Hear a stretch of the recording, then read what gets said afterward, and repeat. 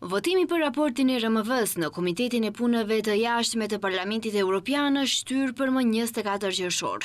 Kjo u bë me sugjerim të eurodeputetit dhe raportuesit për Maqedoninë e Veriut, Thomas Vajs.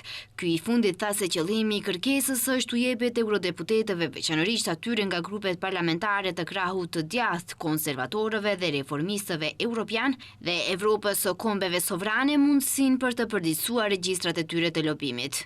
Ai u drejtua eurodeputetit bullgar Ivajlo Valchev nga partia Ka një popull të atill, e cila është antare e ECR-s, duke theksuar se ai vetë kishte njoftuar 3 takime lobimi.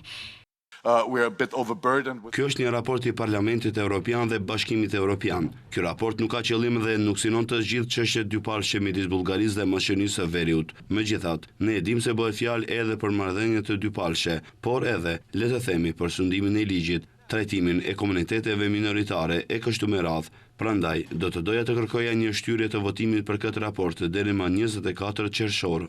Vajs theksoi se kishte qenë dëshmitar i debateve të forta politike rreth raportit, por se ai absolutisht qëndron pas dokumentit, në negociatat dhe kompromiset të cilit, siç tha ai, ishin të përfshira të gjitha grupet parlamentare të PS.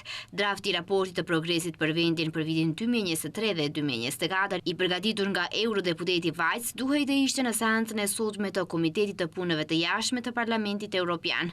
Në dokument ai bën thirrje për përparim të shpejtë në negociata dhe zbatimin e ndryshimeve kushtetuese. Përveç kësaj, draft dokumenti përmban disa referenca për njohjen e gjuhës dhe identitetit maqedonës.